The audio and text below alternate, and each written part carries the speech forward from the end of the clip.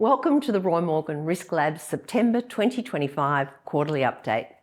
Soon I'll reveal the latest and much anticipated rankings of Australia's most trusted and most distrusted brands, and later we'll conduct a deep dive into the retail landscape.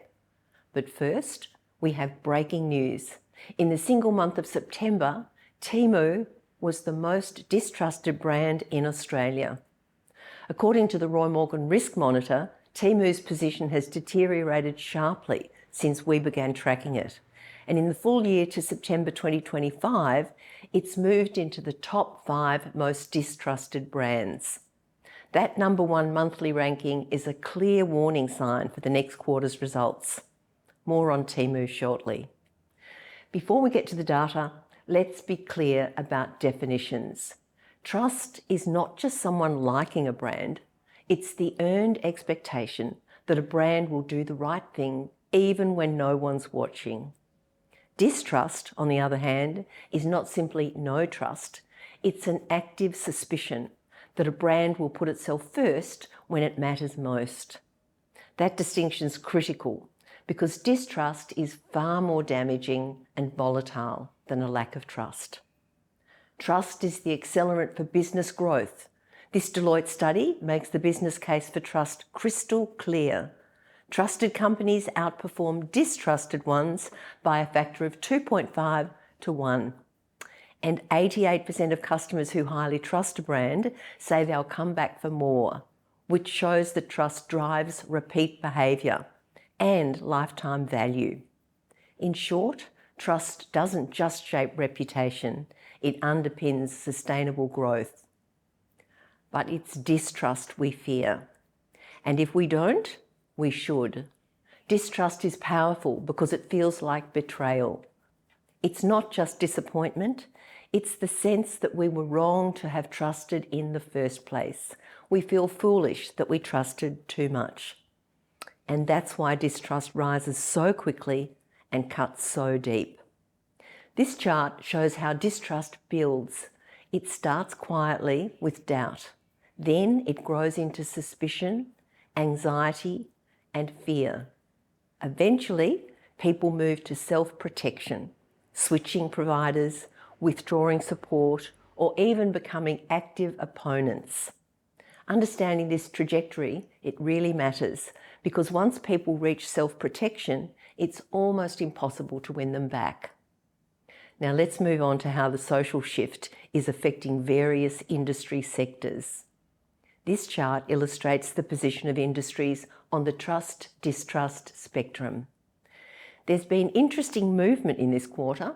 Retail, consumer product services are the top 3 most trusted industries in Australia, while the supermarket, social media and telecommunication sectors are still the most distrusted industries.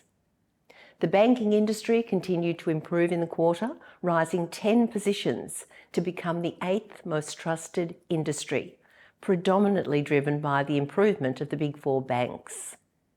Insurance has also improved 3 ranking places to rank 13th, predominantly due to a decline in distrust in the industry. The supermarket and convenience stores industry, previously the most distrusted, improved by 2 positions, mainly due to a decline in distrust of Woolworths and Coles. Their recovery has begun. In the next section, we'll explore the latest rankings of Australia's most trusted and distrusted brands and take a closer look at how key players are performing and where they stand in the ever-changing landscape of social attitudes and opinions. Starting with the nation's 20 most trusted brands, the top 4 most trusted brands are unchanged. The only shift inside the top 5 is the Commonwealth Bank moving ahead of Toyota into 5th place. Now that won't surprise our clients or anyone who's followed our recent analysis of trust and distrust in banking and finance. The full report's available in the Roy Morgan online store. Commonwealth Bank's ascension to 5th spot resulted from its trust strengthening and distrust easing. Westpac jumps 5 places as more Australians credit the bank with protecting their privacy and fewer see it as too profit-driven. JB Hi-Fi, ING and NAB all edge up the rankings, off the back of more mentions for reliability, good service and customer focus. Now, outside the top 20, there are strong movers. GIO jumps 27 places to rank 98th, and Priceline lifts 23 places to rank 75th, largely on rising trust. Wesfarmers climbs 21 places to 47th place, as more Australians see the group as well managed and financially solid. What's notable is that trust momentum is strongest among brands that are simplifying experiences and providing their reliability in small, everyday moments. And Australians are rewarding that shift. So what's happening with the most distrusted brands? The top 4 most distrusted brands are unchanged, but Temu's deterioration pushed Qantas into 6th place. This reinforces the online marketplace's disastrous result in September, suggesting further deterioration is just around the corner. Significantly, other brands deteriorated in this quarter. News Corp's slight improvement pushed Amazon into the top 10 most distrusted brands and Shein into 11th place. Jetstar deteriorates 3 places to now rank 18th, reflecting rising distrust. What's striking here is who's sliding. The majority of brands drifting deeper into distrust are low-price online marketplace platforms, exactly where Australians are most alert to risk, value fears and poor quality. Looking now beyond the top 20, 3 brands have slipped sharply. Volkswagen drops 21 rankings as fewer Australians see the brand as reliable or customer focused. Dodo falls to 50th with rising mention of poor service and talk of being misleading. Ergon Energy deteriorates 13 places to 49th, driven by negative experiences and concerns about customer treatment. These shifts show how quickly operational friction and service failures can escalate into entrenched distrust, even outside the top 20. Let's now take a quick look at some of Australia's most high-profile brands: Woolworths, Coles, Optus and Qantas. These major players have all experienced reputational crises, and their journeys provide really valuable insights into the shifting dynamics of consumer trust and distrust. As I mentioned earlier, the Big Four banks have rebounded strongly since the lows after the Financial Service Royal Commission. NAB and Westpac are now closing in on Bendigo Bank and ING, both of which are sliding. What we're seeing is a remarkable reversal. The major banks, once the most distrusted institutions in the sector, are now overtaking the very brands that were long positioned as the trusted alternatives. Our view is that this shift is structural, not cyclical. Australians are rewarding scale, stability and operational competence, and punishing smaller players when service and social licence falter. The top 3 trusted brands, Bunnings, Aldi and Kmart, continue to perform strongly, with Aldi continuing to close the gap on Bunnings. We're also seeing positive signs of recovery for Woolworths and Coles, though both still have a long climb ahead. Optus and Qantas have made steady gains in recent months, but the October results will be pivotal following the latest O outage at Optus and the release of Qantas customer data on the dark web. An early look at October suggests those events are already shaping sentiment. Now, let's turn to our deep dive on the retail landscape, a sector under intense scrutiny after some very big movements in the past year. We're experiencing a shift in the locus of price attractiveness, from our familiar discount chains to global marketplace platforms. Analysing Australians' perception of who offer the lowest prices, Kmart, Retail brands like Big W and The Reject Shop are losing ground to marketplace platforms Temu, Shein and Amazon. This systemic shift is reshaping who Australians now see as the real low-price leaders. We're seeing strong year-on-year growth in the number of shoppers for Shein, Temu and Amazon. By contrast, eBay and Kogan recorded declines year-on-year. So growth appears to be concentrated on a handful of online marketplace platforms, while some long-established discounters like Best & Less, JB Hi-Fi, David Jones and Mitre 10 are losing customers. More alarmingly for Australian retailers, consumers aren't just shopping in greater numbers at Amazon, Temu and Shein. They're buying from these online marketplaces more often than they were a year ago. In contrast, traditional retailers like Kmart and Target show no year-on-year increase in shopping frequency. Now let's turn to trust and distrust in the retail sector. 31 retail brands are reported in the Risk Monitor in 2025. We also run separate deep dive surveys to gain richer insights into the 81 smaller brands on our radar. This depth and breadth ensures Roy Morgan remains the dominant research partner to the retail industry. As we saw earlier, excluding supermarkets, retail has regained its enviable position as Australia's most trusted industry. Supermarkets sit at the opposite end of the spectrum, now among the most distrusted sectors.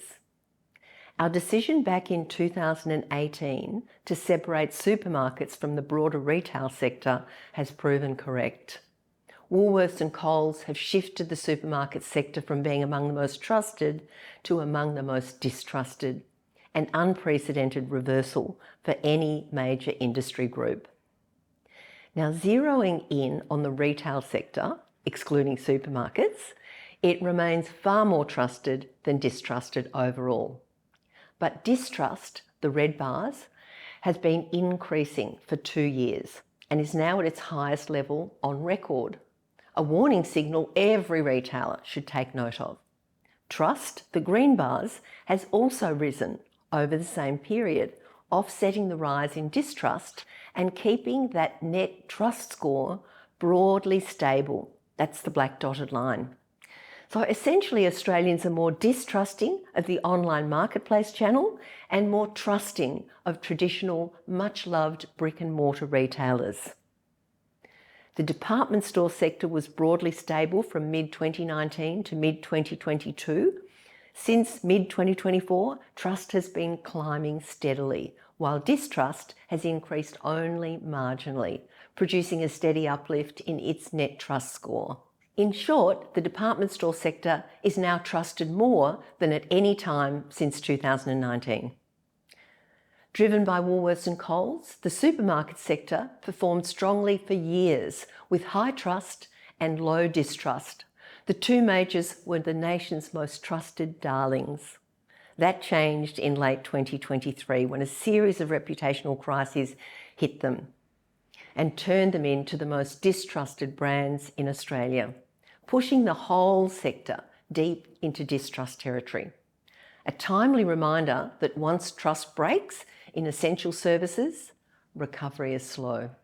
And supermarkets, while recovering, still have a long climb back.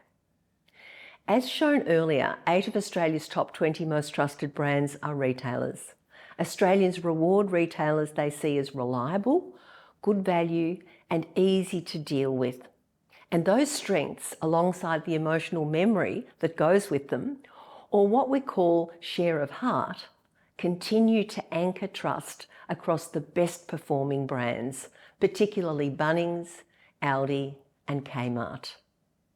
On the flip side, 6 of the top 20 most distrusted brands are retailers, including the major supermarkets and the 3 online marketplaces we've been discussing. Harvey Norman remains affected by long memories about its poor JobKeeper behaviour during COVID. And Australians tend to distrust retailers they see as cutting corners, behaving unethically, or putting profit ahead of customers. and those perceptions are now defining the sector's weakest reputational performers. Let's take a closer look then at online retailers. The recent reputational deterioration of the online marketplace channel is concentrated around Temu and Shein, both of which are trending down. Amazon is also deeply distrusted.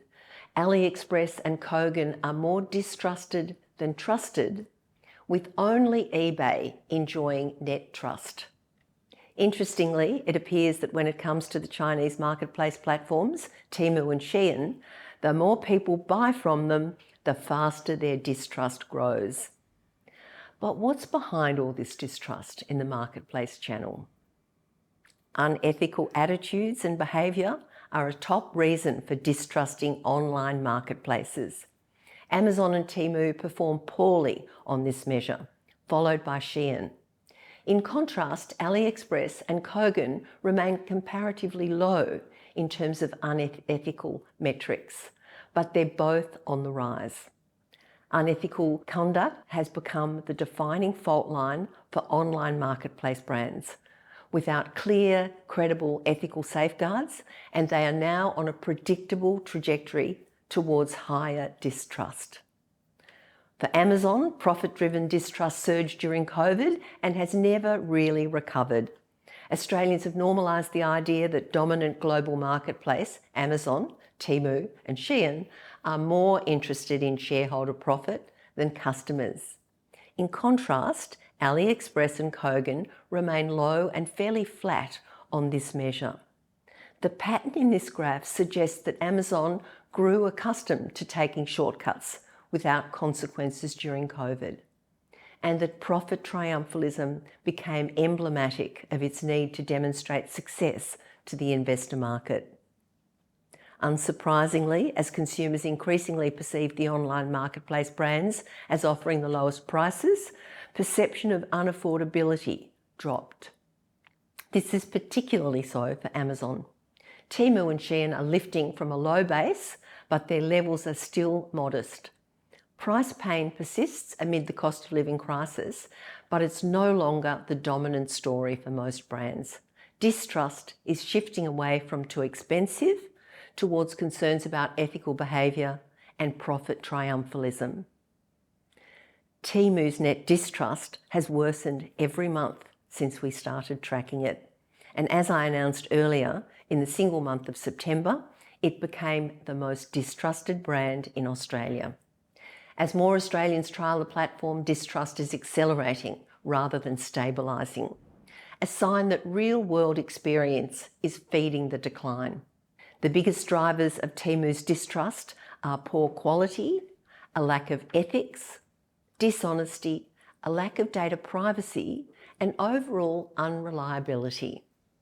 Poor quality and low standards are accelerating fastest, but every negative driver is reinforcing the overall surge in distrust. Roy Morgan is now working with clients to accelerate their recovery rate. This is about identifying levers to pull to make a difference quickly, and they're frequently not obvious. Roy Morgan's benchmark recovery rate measures how quickly a brand can rebuild trust after a reputational crisis.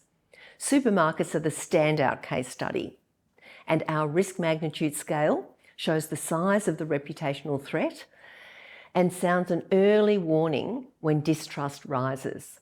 Supermarkets again provide the clearest example. Their recent surge in distrust has pushed them into crisis territory, where even minor issues can cause disproportionate damage because trust no longer provides a buffer. The Roy Morgan Risk Lab team analysed and modelled the recovery rates of 17 major brands impacted by dramatic reputational crises over the past 7 years, and found that the recovery process is non-linear and fragile, and that in many cases the effort required to rebuild trust is greater than the effort needed to lose it. For example, after 12 months, 92% of brands hadn't fully recovered. After 2 years, 75% hadn't recovered. 50% still hadn't recovered after 4 years. And even after 5 years, 20% had not fully recovered. Averaging how long it took the 17 brands to recover, this is what the benchmark recovery rate looks like, over 5.5 years. What's interesting is if you haven't achieved good recovery in the first 9 months, the next 4 years are a real slog. So Woolworths' recovery sits just below the benchmark, indicating a slower bounce back from distrust than the average brand. It's recovering, but not yet fast enough to rebuild the trust it once had. At the current rate, it will take Woolworths 55 months, more than 4.5 years, to fully recover. Coles mirrors Woolworths, recovering but consistently lagging the benchmark. It's rebuilding trust, just not at the pace required to return to its former strength. At the current rate of recovery, it will also take Coles more than 4.5 years to fully recover. Our second innovation is an early warning system for brands. Using monthly scores, our Risk Lab devised the Roy Morgan Risk Magnitude Scale, which can be applied to brands we track. Clients receive alerts when distrust reaches a predetermined danger level. A word of warning, the previous recovery rate slides were built on net trust or distrust, but the risk magnitude scale, the algorithm, is built only on distrust. So the following slides are built purely on monthly distrust. As the most distrusted brands in Australia, Woolworths has recently returned to crisis status on its long path to recovery. While the worst is likely behind the supermarket brand, its recovery is looking slow and fragile, with every misstep producing a setback. Coles actually stabilised faster than Woolworths. It's climbed out of crisis into high alert, but its distrust load is still heavy. The brand is no longer in a reputational freefall. However, it's nowhere near safe ground. The risk magnitude lens shows a divergence in what is known as the forgetting curve. That's the rate at which people forget the pain, and what neuroscientists call the reactivation loop, where individual triggers ignite a whole collection of forgotten pain. When a supermarket breaks trust, it doesn't simply lose goodwill, it loses its permission to recover. And that's a wrap. Remember to subscribe to our YouTube channel for a whole range of these and other Roy Morgan data and insights, or contact Ask Roy Morgan at roymorgan.com for information.